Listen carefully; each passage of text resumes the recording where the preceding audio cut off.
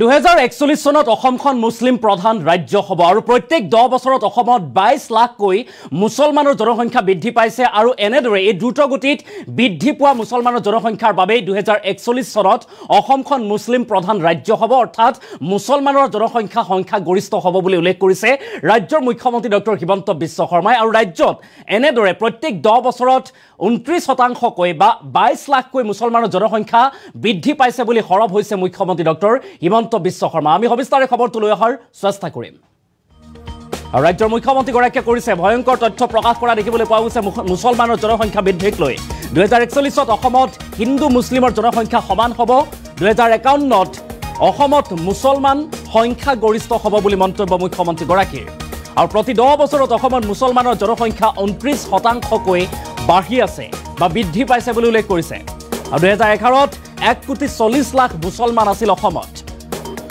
2011 চনৰ যি লোকপিয়ল সেই তথ্য অনুসৰি 1,40 লাখ আছিল আৰু মুছলমানৰ তুলনাত হিন্দুৰ জনসংখ্যা 16%হে বাঢ়িছে বুলি উল্লেখ কৰিছে আৰু প্ৰত্যেক 10 বছৰত অসমত 22 লাখকৈ মুছলমানৰ সংখ্যা বৃদ্ধি পাইছে প্ৰতি 10 বছৰে 22 লাখ জনসংখ্যা বৃদ্ধি পাইছে মুছলমানৰ আৰু 2041 ত অসমখন মুছলিম প্ৰধান ৰাজ্য হ'ব বুলিও এক প্ৰকাৰে মন্তব্য মুখ্যমন্ত্ৰী গৰাকীৰ ৰাজ্যত মুছলমানৰ জনসংখ্যা বৃদ্ধিক লৈ সৰব হৈছে মুখ্যমন্ত্ৰী গৰাকী আৰু এনেদৰে ভয়ংকৰ তথ্য প্ৰকাশ কৰিছে মুখ্যমন্ত্ৰী ডক্টৰ হিমন্ত বিশ্ব শৰ্মাই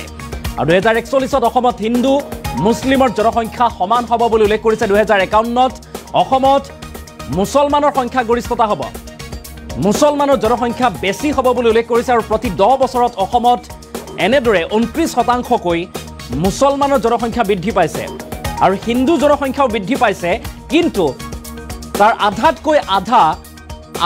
আধা বেছি মুছলমানৰ জনসংখ্যা বৃদ্ধি পাইছে বুলি তথ্য প্ৰকাশ কৰিছে মুখ্যমন্ত্ৰী গৰাকীয়ে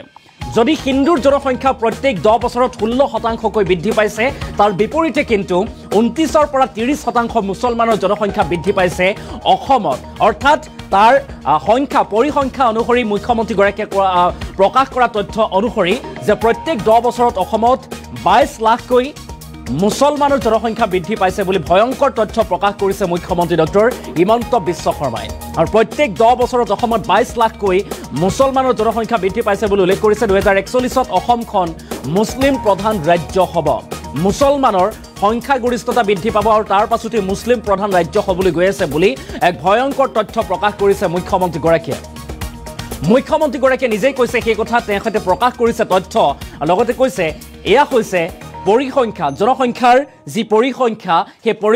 পৰিসংখ্যাৰ তথ্য প্ৰকাশ কৰা হৈছে বুলি মুখ্যমন্ত্ৰী গৰাকীয়ে এক ভয়ংকৰ তথ্য প্ৰকাশ কৰিছে য'ত উল্লেখ কৰি কৈছে যে 2041 ত অসমখন মুছলিম প্ৰধান ৰাজ্য হ'বলৈ গৈ আছে হিন্দু মুছলিমৰ জনসংখ্যা সমান হ'ব 2041 ত আৰু তাৰ পাছতেই আৰু 10 বছৰৰ পিছত মুছলমানৰ জনসংখ্যা বৃদ্ধি পাব ৰাজ্যত অৰ্থাৎ এক প্ৰকাৰে মুখ্যমন্ত্ৰী গৰাকীয়ে কৈছে যে অসমত মুছলমানৰ জনসংখ্যা বৃদ্ধি পাব আৰু মুছলিম প্ৰধান ৰাজ্য হ'বলৈ গৈ আছে অসমখন মুখ্যমন্ত্ৰী গৰাকীৰ মন্তব্য আছে মুখ্যমন্ত্ৰী গৰাকীয়ে কি কৈছে আমি সেই মন্তব্য আগবঢ়োৱাৰ চেষ্টা কৰিম 2011 ত 36% গতিকে 10 ৰ পৰা 11 ত কিমান পাৰ্চেণ্ট বাঢ়িলে 11 ৰ পৰা 21 কিমান পাৰ্চেণ্ট বাঢ়িব 21 ৰ পৰা 31 কিমান পাৰ্চেণ্ট বাঢ়িব এটা এটা ষ্টেটিষ্টিকেল স্যাম্পলিং হয় এটো ডেটা আপুনিও গৈ গুগলত মাৰি ল'ব পাৰে 11 ত অসমত মুছলিম কিমান আছিল 1 ত কিমান আছিল 1991 ত কিমান আছিল 1981 ত কিমান আছিল প্ৰত্যেক বছৰে কিমান পাৰ্চেণ্ট বাঢ়ি আছে প্ৰত্যেক 10 বছৰত মুছলিম পপুলেশ্যন অসমত 29% কৰি বাঢ়ি আছে 35 আছিল 34 হ'ল 29 হ'ল কিন্তু ৰাফলি প্ৰত্যেক 10 বছৰৰ মুৰে মুৰে 30% 29/30 30%কৈ মুছলিম বাঢ়ি আছে 1,40 লাখ মুছলমান আছিল 2011 ত 30% বাঢ়িলে কিমান হ'ল নেক্সট 30% বাঢ়িলে কিমান হ'ল হিন্দু বাঢ়িছে 16% গতিকে প্ৰত্যেক 10 বছৰত in compared to Hindu Muslim 16% বাঢ়ে গতিকে 16% হলে কিমান হ'ব 1,40 লাখ আছে 16% হলে 22 লাখ প্ৰত্যেক 10 বছৰৰ মূৰত 22 লাখ মুছলিম অসমত বাঢ়ে গতিকে 2011 পৰা 21ত 22 লাখ বাঢ়িলে 21ৰ পৰা 31ত 22 লাখ 31ৰ পৰা 41ত 22 lakh then they become majority এটো এটা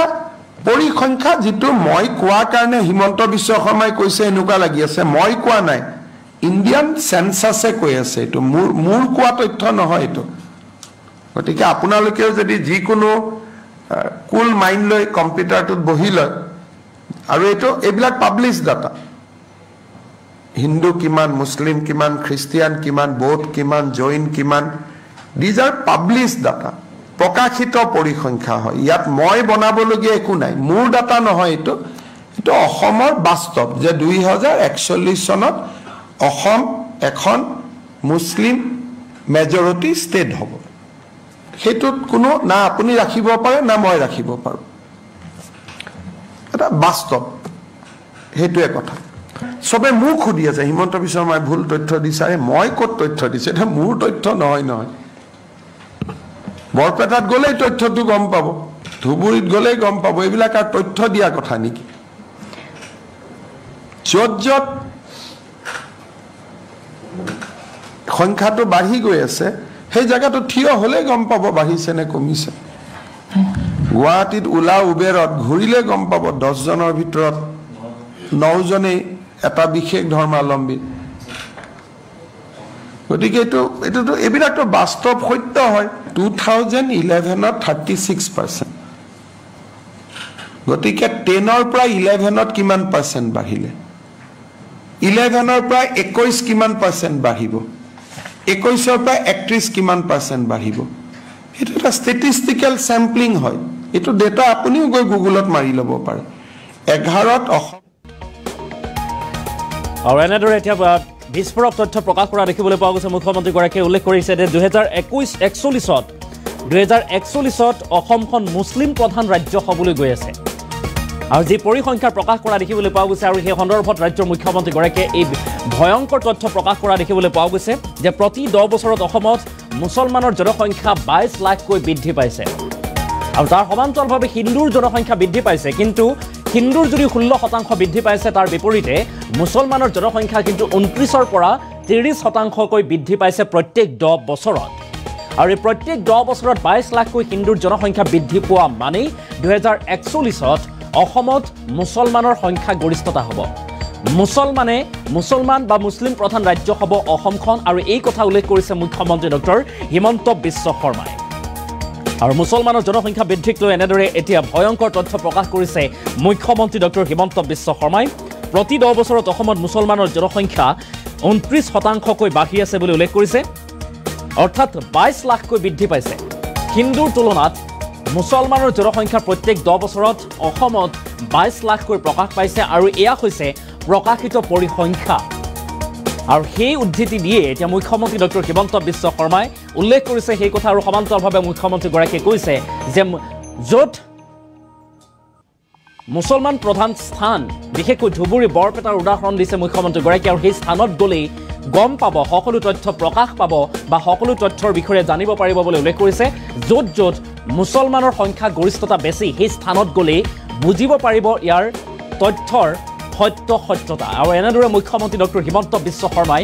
মুছলমানৰ জনসংখ্যা বৃদ্ধিক লৈ পুনৰবাৰ সৰব হোৱা দেখিবলৈ পোৱা গৈছে পুনৰবাৰ মুখ্যমন্ত্ৰী ডক্টৰ হিমন্ত বিশ্ব শৰ্মাই কি ভয়ংকৰ তথ্য প্ৰকাশ কৰিছে মুছলমানৰ জনসংখ্যা বৃদ্ধিক লৈ আমি সেই মন্তব্য পুনৰ আগবঢ়োৱাৰ চেষ্টা কৰিম সনত 2011ত 36% গতিকে 10 ৰ পৰা 11ত কিমান পাৰ্সেন্ট বাঢ়িলে 11ৰ পৰা 21 কিমান পাৰ্সেন্ট বাঢ়িব 21ৰ পৰা 31 কিমান পাৰ্সেন্ট বাঢ়িব এটো এটা ষ্টেটিষ্টিক্যাল স্যাম্পলিং হয় এটো ডেটা আপুনিও গৈ গুগলত মাৰি ল'ব পাৰে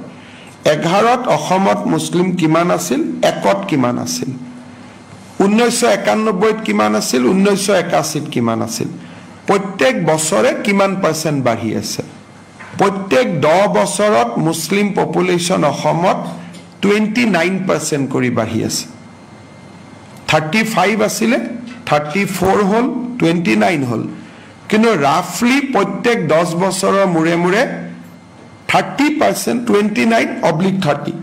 30% মুছলিম বাঢ়ি আছে। 1,40,00,000 মুছলমান আছিলে 2011। 30% বাঢ়িলে কিমান হ'ল? নেক্সট 30% বাঢ়িলে কিমান হ'ল? হিন্দু বাঢ়িছে 16%। গতিকে প্ৰত্যেক 10 বছৰত ইন কম্পেয়াৰ টু মুছলিম হিন্দু মুছলিম 16% বাঢ়ে। গতিকে 16% হলে কিমান হ'ব? 1,40,00,000 আছে, 16% হলে 22 লাখ। প্ৰত্যেক 10 বছৰৰ মূৰত 22 লাখ মুছলিম অসমত বাঢ়ে। গতিকে 2011 পৰা 21ত 22 লাখ বাঢ়িলে, 21ৰ পৰা 31ত 22 লাখ, 31ৰ পৰা 41ত 22 lakh, then they become majority. এইটো এটা পৰিসংখ্যা যিটো মই কোৱাৰ কাৰণে হিমন্ত বিশ্ব শৰ্মাই কৈছে এনেকুৱা লাগি আছে, মই কোৱা নাই, ইণ্ডিয়ান সেন্সাছে কৈ আছে। এইটো মোৰ কোৱা তথ্য নহয় এইটো। গতিকে আপোনালোকেও যদি যিকোনো কুল মাইণ্ড লৈ কম্পিউটাৰটোত বহি লয়, আৰু এইবিলাক পাব্লিছ ডাটা, হিন্দু কিমান, মুছলিম কিমান, খ্ৰীষ্টিয়ান কিমান, বৌদ্ধ কিমান, জৈন কিমান, দিজ আৰ পাব্লিছ ডাটা, প্ৰকাশিত পৰিসংখ্যা হয়। ইয়াত মই বনাবলগীয়া একো নাই, মোৰ ডাটা নহয় এইটো অসমৰ বাস্তৱ যে 2041 চনত অসম এখন মুছলিম মেজৰিটি ষ্টেট হ'ব। সেইটোত কোনো না আপুনি ৰাখিব পাৰে না মই ৰাখিব পাৰোঁ, এটা বাস্তৱ। সেইটোৱে কথা। চবে মোক সুধি আছে হিমন্ত বিশ্ব শৰ্মাই ভুল তথ্য দিছে। মই ক'ত তথ্য দিছে? এটা মোৰ তথ্য নহয়। বৰপেটাত গ'লেই তথ্যটো গম পাব, ধুবুৰীত গ'লেই গম পাব। এইবিলাক আৰু তথ্য দিয়া কথা নেকি? য'ত সংখ্যাটো বাঢ়ি গৈ আছে সেই জেগাটো থিয় হ'লেই গম পাব বাঢ়িছে নে কমিছে। গুৱাহাটীত ওলা উবেৰত ঘূৰিলে গম পাব 10 জনৰ ভিতৰত 9 জনেই এটা বিশেষ ধৰ্মাৱলম্বী। গতিকে এইবিলাকতো বাস্তৱ সত্য হয়। 2011ত 36%। গতিকে 10ৰ পৰা 11ত কিমান পাৰ্চেণ্ট বাঢ়িলে? 11ৰ পৰা 21 কিমান পাৰ্চেণ্ট বাঢ়িব? 21ৰ পৰা 31 কিমান পাৰ্চেণ্ট বাঢ়িব? এইটো এটা ষ্টেটিষ্টিকেল চেম্পলিং হয়। এইটো ডেটা আপুনিও গৈ গুগলত মাৰি ল'ব পাৰে। 11ত অসমত মুছলিম কিমান আছিল, 1ত কিমান আছিল, 1991ত কিমান আছিল, 1981ত কিমান আছিল, প্ৰত্যেক বছৰে কিমান পাৰ্চেণ্ট বাঢ়ি আছে। প্ৰত্যেক 10 বছৰত মুছলিম পপুলেশ্যন অসমত 29% কৰি বাঢ়ি আছে। 35 আছিলে, 34 হ'ল, 29 হ'ল। কিন্তু ৰাফলি প্ৰত্যেক 10 বছৰৰ মূৰে মূৰে 30%, 29/30, 30%কৈ মুছলিম বাঢ়ি আছে। 1,40,00,000 মুছলমান আছিলে 2011। 30% বাঢ়িলে কিমান হ'ল? নেক্সট 30% বাঢ়িলে কিমান হ'ল? হিন্দু বাঢ়িছে 16%। গতিকে প্ৰত্যেক 10 বছৰত ইন কম্পেয়াৰ টু মুছলিম হিন্দু মুছলিম 16% বাঢ়ে। গতিকে 16% হলে কিমান হ'ব? 1,40,00,000 আছে, 16% হলে 22 লাখ। প্ৰত্যেক 10 বছৰৰ মূৰত 22 লাখ মুছলিম অসমত বাঢ়ে। গতিকে 2011 পৰা 21ত 22 লাখ বাঢ়িলে, 21ৰ পৰা 31ত 22 লাখ, 31ৰ পৰা 41ত 22 lakh, then they become majority. এইটো এটা পৰিসংখ্যা যিটো মই কোৱাৰ কাৰণে হিমন্ত বিশ্ব শৰ্মাই কৈছে এনেকুৱা লাগি আছে, মই কোৱা নাই, ইণ্ডিয়ান সেন্সাছে কৈ আছে। এইটো মোৰ কোৱা তথ্য নহয় এইটো। গতিকে আপোনালোকেও যদি যিকোনো কুল মাইণ্ড লৈ কম্পিউটাৰটোত বহি লয়, আৰু এইবিলাক পাব্লিছ ডাটা, হিন্দু কিমান, মুছলিম কিমান, খ্ৰীষ্টিয়ান কিমান, বৌদ্ধ কিমান, জৈন কিমান, দিজ আৰ পাব্লিছ ডাটা, প্ৰকাশিত পৰিসংখ্যা হয়। ইয়াত মই বনাবলগীয়া একো নাই, মোৰ ডাটা নহয় এইটো অসম